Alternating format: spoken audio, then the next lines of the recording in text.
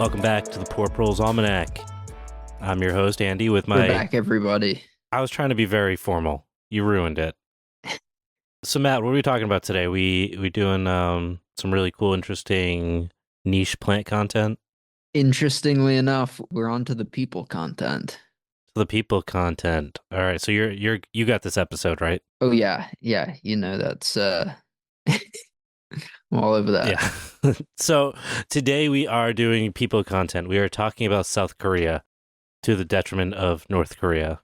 We were talking about South Korea. I repeat. Sorry, everyone. So, South Korea, we all know it as like the place where Hyundai is made, right? That's where you get your Santa Fe or Cilantro or whatever it is. Sonata? So they tell me. Cilantro? Yeah, whatever. That's just an herb. That cilantro? Yes, I drive my Hyundai Cilantro to the store every day. But so South Korea, the country, everyone knows it exists because of American history played out overseas, right?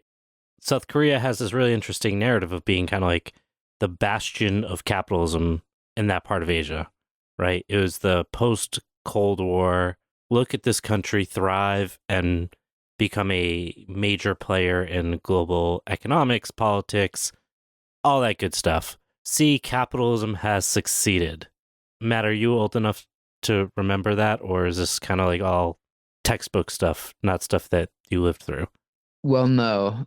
Contrary to popular belief, I did not live through the Korean War. But I wasn't. Yes, that that was exactly where I was going with that. We both have Just in case. obviously lived through the Korean War. No, I meant like the 90s when like South Korea became like a power, so to speak. Okay, yeah. I mean, 90s to early 2000s. I feel like it fell in that like weird gap, which was like if you're learning out of like kind of old history books, there's just like a 20-year gap at the end. I don't know Uh, how old your history yeah. books were in high school. So it just like kind of went up into like looking to the new millennium. Yeah. Ours ended, I think, usually around like the first Bush president. That was usually where we got the cutoff. So they Hmm. weren't that old, I guess, comparatively speaking. So, anyways, let's do a little catch up, right? So they did have this like American investment. We're gonna make South Korea prove capitalism works, right?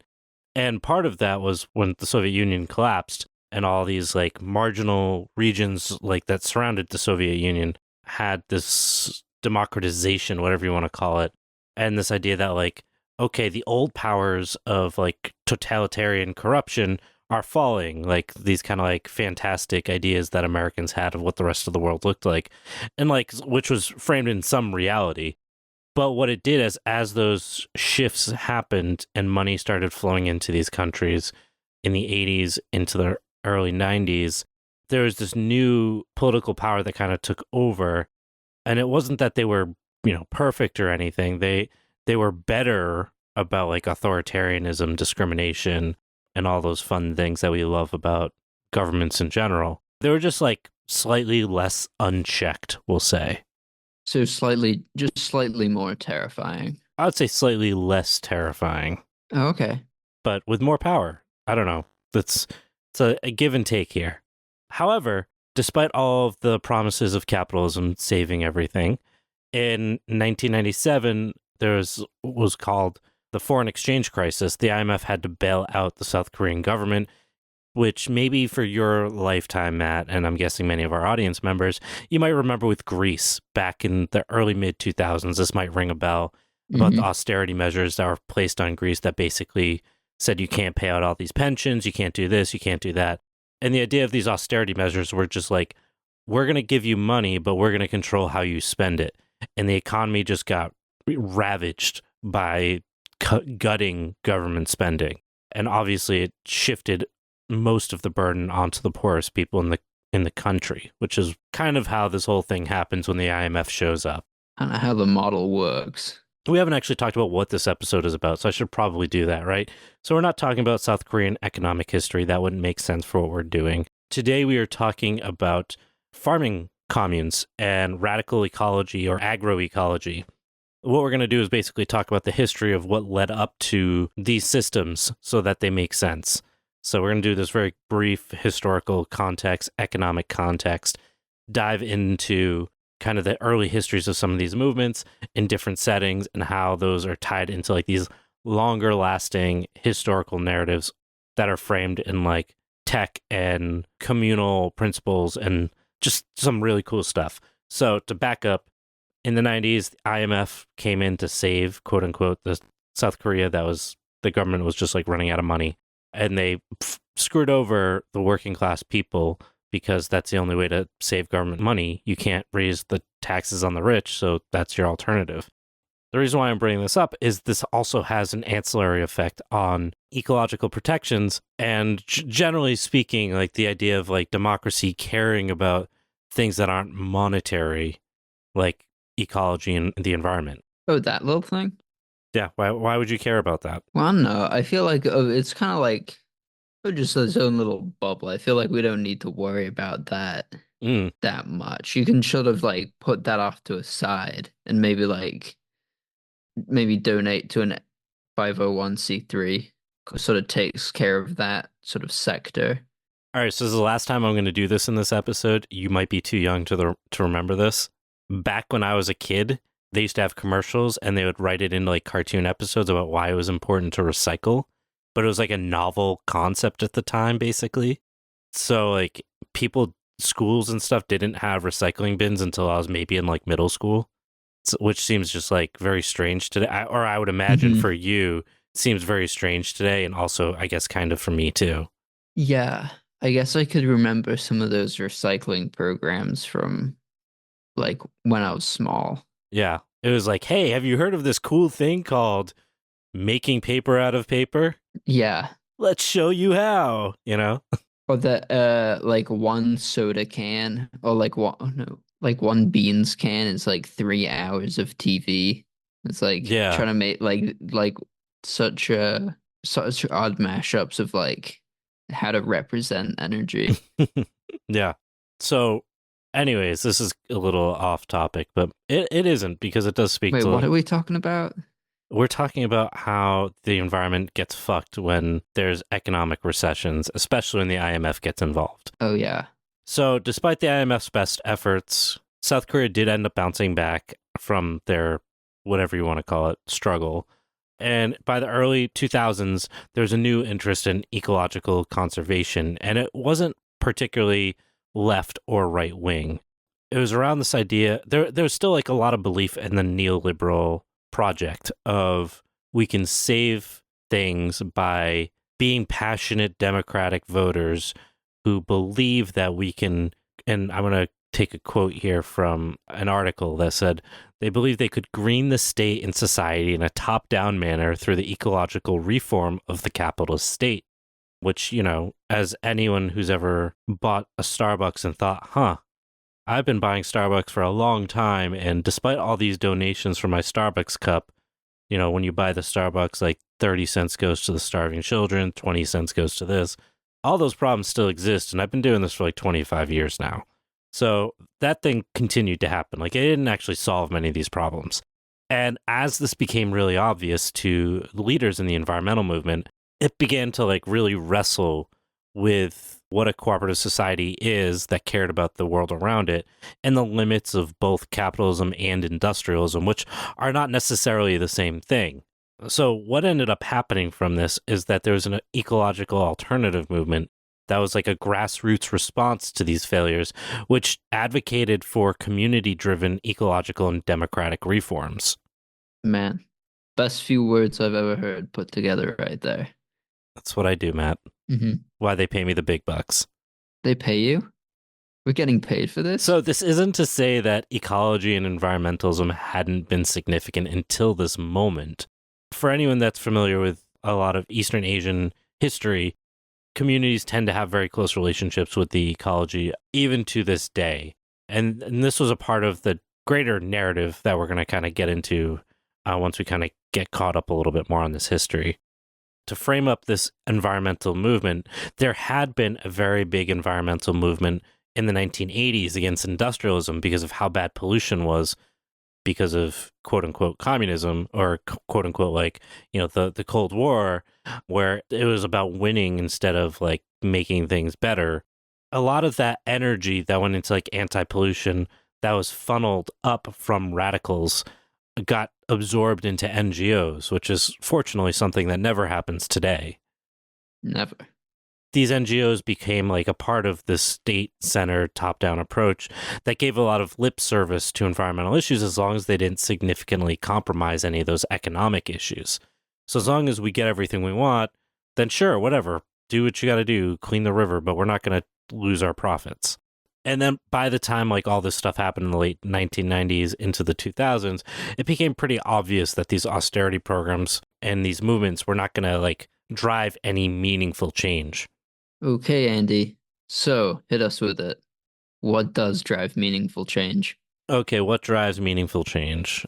Good drivers. That's what it is. They they started a bus program?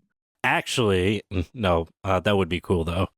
Several movements actually sprung up in South Korea to kind of address the shortcomings of these institutional movements, and they all follow similar tenets. And I'm going to talk about three that are very different in terms of location, framework, and solutions, because I think they point to like different solutions for different like utility, right? So the first of the tenets, before I get into the three different examples, the first of the tenets is centered on the core actors. And these are like pro-democracy activists and agroecological farmers that are working alongside people that may not have those like fancy titles or like power dynamics of housewives, just everyday people. So it's not like you had to be an activist to be a core actor in these movements. You could be just an everyday person that cared about whatever the issue is that they were addressing. The second is a focus on ecological balance and the intrinsic value of life. That's exactly what it sounds like. This idea of like anthropocentric views are not particularly significant, and the human connection, the face-to-face, the community-based relationship is the foundational component that can like foster trust and cooperation. And then lastly, unlike the top-down movements of the NGOs, they were specifically bottom-up. They relied on local grassroots efforts, and this included organic farming cooperatives, consumer cooperatives, and community initiatives that prioritize sustainability and self-sufficiency. Man, just living the dream. You Okay, so hit us with this first movement. So the first movement that it's probably the biggest movement in terms of these kind of ground up projects for ecology and environment was the Life and Peace movement, or the Sangmyeong, which I'm probably pronouncing wrong. I'm sorry. I do not speak Korean. I know that's a big surprise to everyone listening. No way. So its focus was on ecology rather than the environment, and to pursue new systems for how society should be structured. They centered locality and community resilience instead of attempts to overthrow capitalism. And I think that's an interesting way to address this. And I think it's something that here in the Belly of the Beast, we in particular should be looking towards as an example of what are the things we can actually conceptually and fundamentally do that can shift our relationship with the fact that like you're not going to take down capitalism by opening a cooperative or like mutual aid group in like New York City, right? That's not, no one cares. The only people that care are the people that are benefiting from those services, right? Or benefiting from those relationships. So I think this is of particular value for those of us here in the United States. So what happened was many of the former activists that had been involved in those NGOs turned away from that state-down power and instead found these ecological alternatives, seeking to build communities independent of state and market forces, which had been dictating their livelihoods. Okay, so they basically like rejected the old like NGO structures and went back into these grassroots efforts throughout the country. Yeah, like a lot of these activists came from like the Maoist politics and then kind of greenwashed, found, access power, kind of worked their way into the NGO movement, or were just classic liberals that kind of carried the language of like Marxist Maoists, and then eventually kind of got burnt out by the NGO thing and said, you know what, this sucks. Also, the state power concept also is not working. So we're just going to go into these communities or find our place in these communities and try to build something where it is. They realized that like the only way to address these problems were through community-driven approaches. And this is particularly interesting because like if you think about agroecology and like these alternative agriculture movements here in the United States, one of the key components that we've seen really spring up in the last decade or so is like Jadam and Korean natural farming, which we've talked about on this show, and they are explicitly political practices. I mean, if you look at the Jadam book, there's several quotes from Marx right within the book itself. So like the idea that it's not a political text or that agroecology and sustainable community-driven food systems isn't a political act is a really interesting like reframing that we get from the West, despite the fact that they are very open and clear about how their politics engage with the way they grow food. Yeah. I feel like so much of the politics is like walled off from, well, I mean, we're talking about this like around where the election was, but like how so much of our like political life is like walled off from things that are actually political.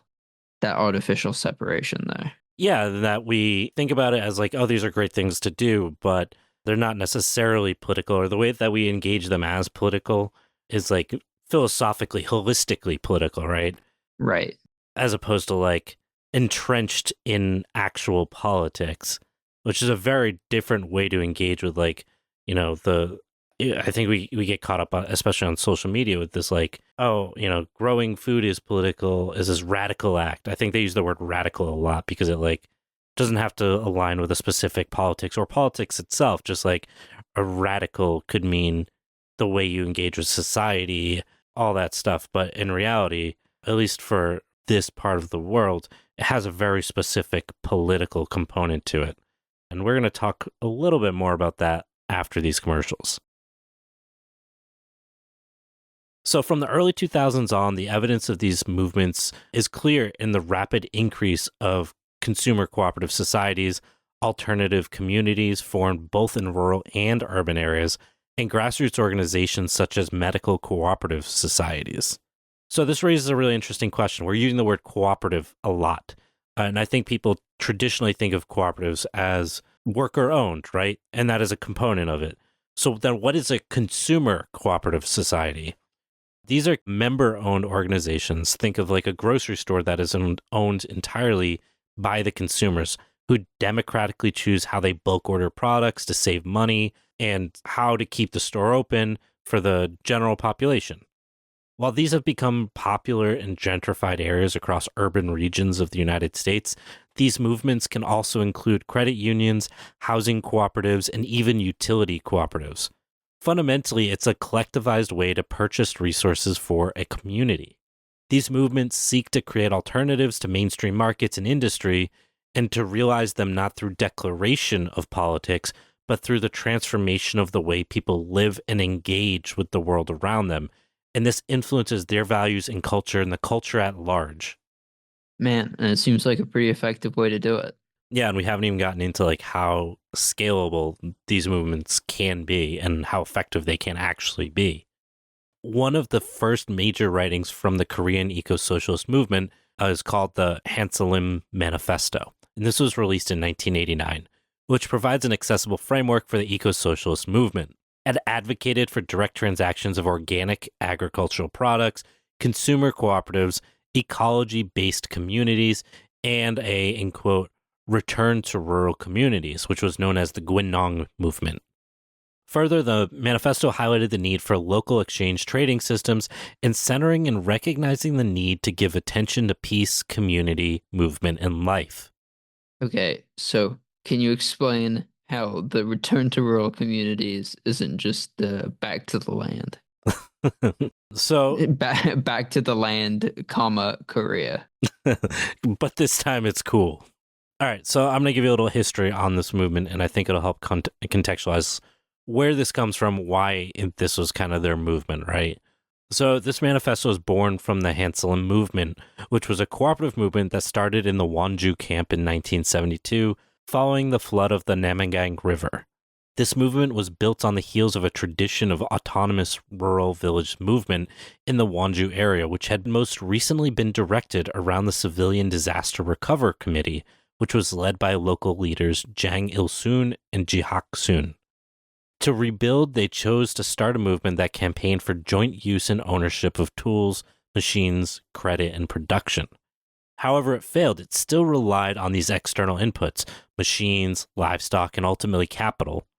When this failed, instead of accepting to reintegrate into capitalist society, they chose instead to launch a cooperative movement of producers and consumers through the selling of organic agricultural products. So they had fallen back on what they had done before the flooding.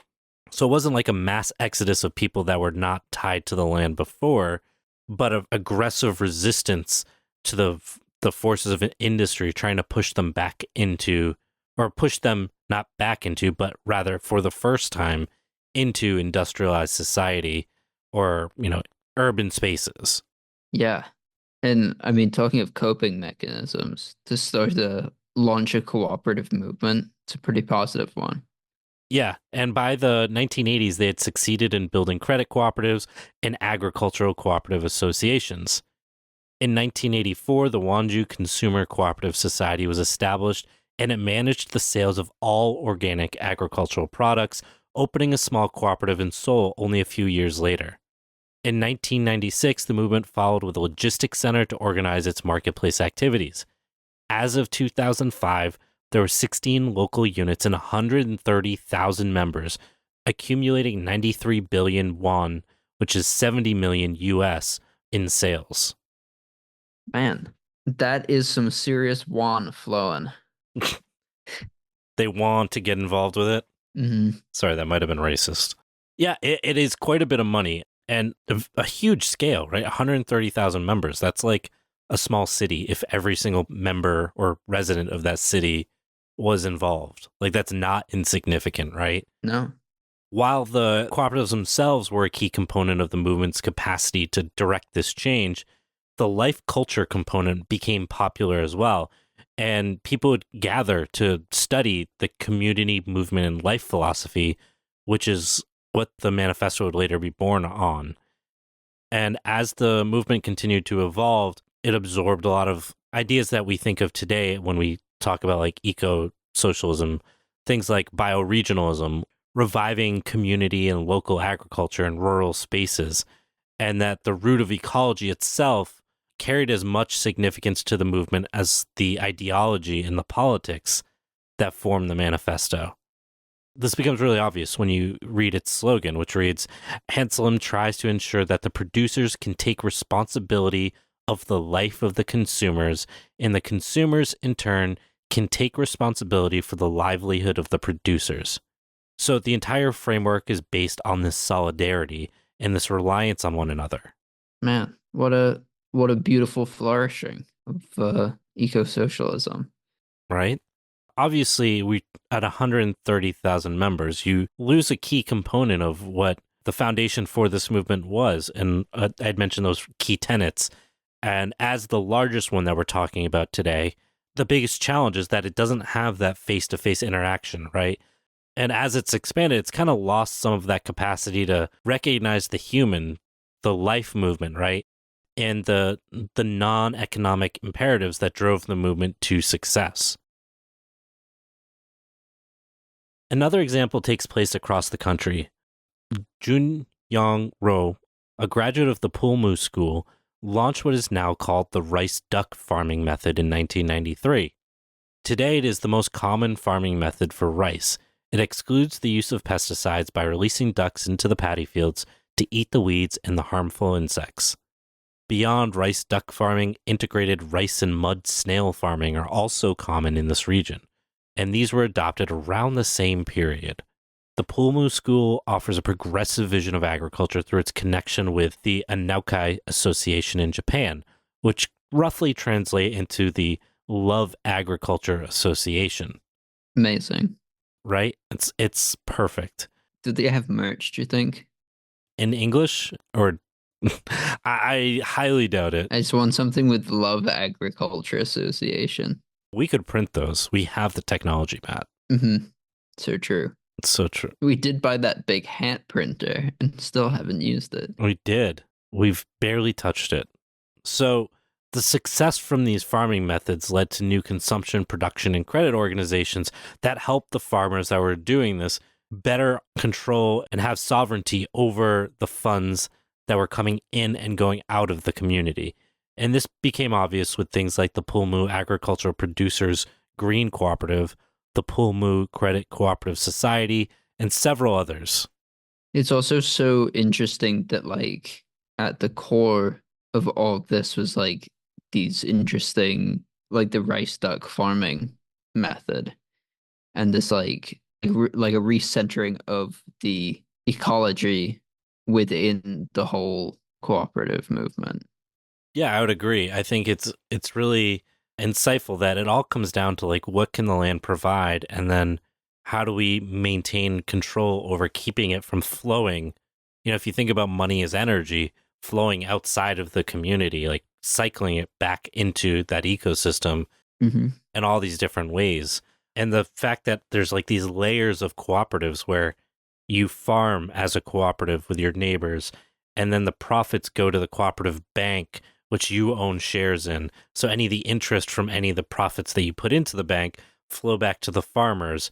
And then where the rice or duck is being sold is also owned through this agricultural producers cooperative. So everything, all of the funds, like all these organized profit centers are still funneling all their money back to the same people through different means, which is like this really beautiful and complex like way of thinking about what communities could look like. And even like, we talk about this idea, or well, we don't talk about it, but people talk about this idea of like passive income. And like, that's kind of like the capitalist way of like, I'm going to get out of the system by creating passive income. And in reality, this is probably the closest you could actually get to sustainable passive income, where you are a farmer and then you've got this passive income from these other streams that you are not directly associated with, but you have equity in them because it all comes down to the profitability that you make on the farm. And everyone benefits from everyone being involved. It's also just like comparing those two. It's like a positive reinforcement rather than a negative one. Like I'm gonna escape the matrix by reinforcing the matrix, Yeah. and instead it's like, oh, I'm gonna like on the principle of solidarity, like let's make it work for all of us. Yeah, because like, for example, the farmers credit union, they offer low rates to farmers, and those rates are lower than conventional rates. And they also provide loans to residents who otherwise wouldn't have access to conventional financial capital. And this keeps the wealth local, it keeps it circulated within the community, and it lifts up the people that need that support the most. Further, what's really particularly interesting about Pulmu is that the cooperatives don't just exist in areas for financial benefit. They use cooperatives for everything. I feel like I want to make a fucking ad for I put that shit on everything, but it's just a cooperative for Frank's hot sauce. Mhm. That'd be great, right? We're gonna have to think about that one. So they have this thing in Pulmu called the Garden Club. It's a cooperative club for socializing and is the only drinking bar in the town of Hongdong. The profits of the club are used to buy books for the local community-owned library. Wait, this is combining a garden and a bar in one? I'm not sure what the garden, like I couldn't find anything that said it was like gardening club or like garden affiliated. It was just, and what I was reading, it was called the Garden Club. Oh, okay. I've mixed that up. Yeah. Okay, it's a trendy bar, but okay, maybe that's also another idea. Is community garden but like happy Like the hour. painting and drinking thing, but Yeah, with plants. yeah, getting wrecked with agricultural tools, I think, could be good for communities. It could be.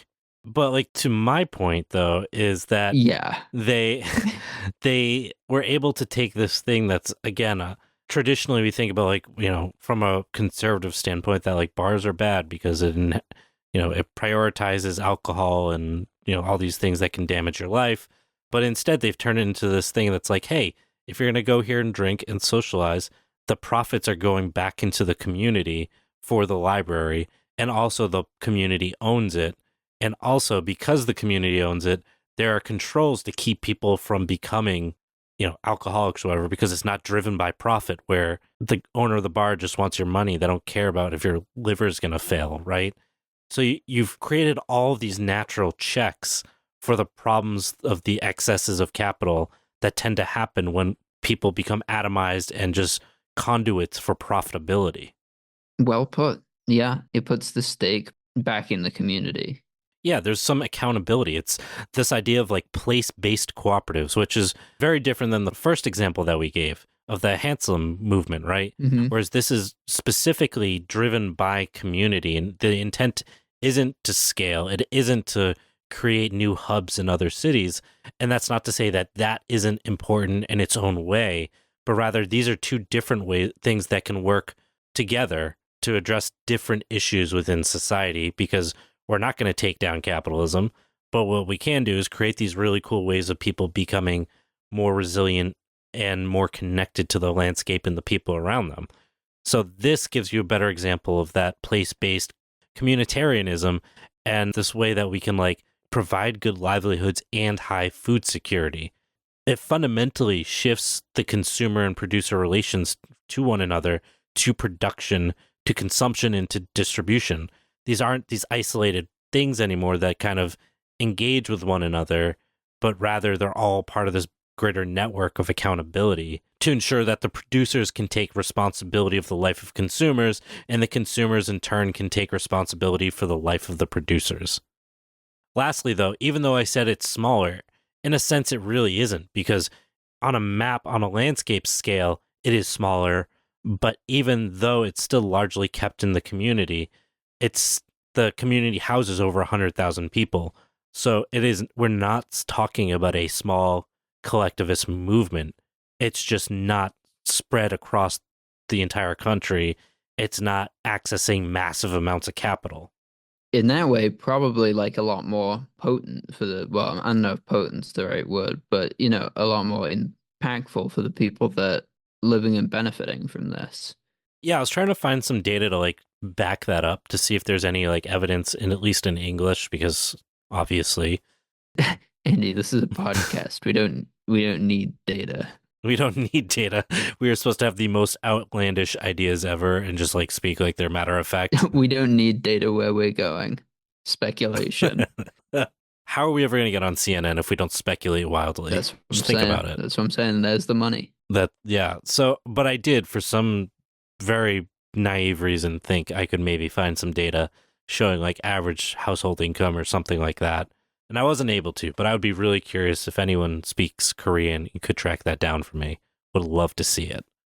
Now, one of the other pieces of this is like, how does the government engage with this kind of concept of like cooperatives that are creating these like almost mini economies outside of the rest of capitalism? And the way that the government describes them is like this idea of hierarchy, which we've discussed when we talked about the ADINA in the Eastern Agricultural Complex, and how they created temporary systems of hierarchy, which is, for people that are not familiar with hierarchy, it's a system of organization where power is distributed and no one thing has dominance. It often allows for like temporary access to power based on like specific skills or conditions. So like a weatherman might have more to say about what we should be doing during a massive hurricane than like a plumber, right? Like they have a special skill that is specifically for this time. And once that time is over, they're no longer that important anymore. Man, but what if I got some shit to say about a hurricane? Ha! You're so funny. Everybody has some shit to say about a hurricane. This kid's got jokes. So the success of this type of model of power relies on local community development. For these cooperatives, as I was reading some of they actually put out some like PowerPoint slides on how they develop these cooperatives, which was really interesting to read. So what they do is they have two, in at least the one that I was reading about, they have meetings twice a month, and they have no institutional framework. Everything is run by voluntary participation. There's no representatives. There's one coordinator. Everything is open and transparent, and the entire cooperative relationship is based on trust. Man, sounds like a pretty nice way to work. Yeah, I mean, it sounds hard to believe. So to fully understand this organizational structure, it's necessary to understand communitarianism in a capitalist structure. So cooperatives, as a general rule, are organized in several ways, some of which we've covered, but the ICA definition that is most cited describes it as this. A cooperative is an autonomous association of persons united voluntarily to meet their common economic, social, and cultural needs and aspirations through a jointly owned and democratically controlled enterprise. And that is the end of the description. Now, these cooperatives can be established not only as a business survival strategy, which is something we do see when people need to share costs of overhead. So, for example, partnerships in business here in the United States are usually fundamentally cooperatives in that they're sharing some common overhead expense. But for the purpose of cooperatives, they tend to also be tools to develop solidarity and community. In other words, a profit-oriented cooperative can operate to achieve a wide range of goals rather than just simply financial returns for its members.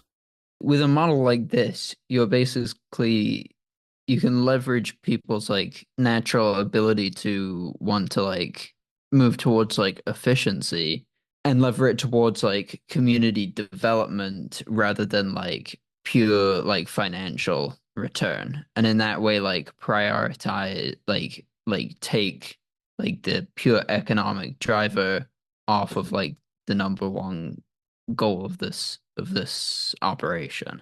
Yeah, and this is why, like, one of the things that I find really interesting as an accountant is like a lot of accounting firms are designed very much like cooperatives in some ways, in terms of like equity ownership and things like that, where my success as a director in a tax firm or an accounting firm is directly correlated to the success of the other equity owners who I didn't choose necessarily, but rather we are working with the same overhead, the same responsibility, the same liabilities.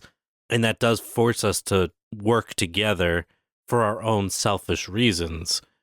So, like, I feel like that is like the first step in saying, okay, we've built this sense of economic solidarity with one class of the workforce. How do we make that funnel down? And then how do we create that into a greater community? And accounting might be a little bit more of a difficult one to do that in. But again, it points to like the model itself of like partnerships and equity ownership is a tool that can, or it highlights how that can be a tool to like drive deeper foundations than just economic interest. With all that said, this like explains a lot of why cooperatives pair really nicely with this like communitarianism, which I haven't defined, and it's a hell of a word. So communitarianism is fundamentally the idea that, and this is a quote from people that are much more interested in these terminologies than I am, human identities are largely shaped by different kinds of constitutive communities or social relations, and that the concept of human nature should inform our moral and political judgments as well as policies and institutions. It's basically that the way we are human affect how we create the world around us, right? Makes sense. So by normalizing certain expectations, which again, cooperatives do, right? I mean, this is why the church is so effective, right? Because they normalize expectations and values. And this can shape our morals, our personal morals, and our obligation to people within our communities. Again, why do people do stuff for their church that they don't get paid for, that volunteer for the church, that wouldn't volunteer for anything else, right?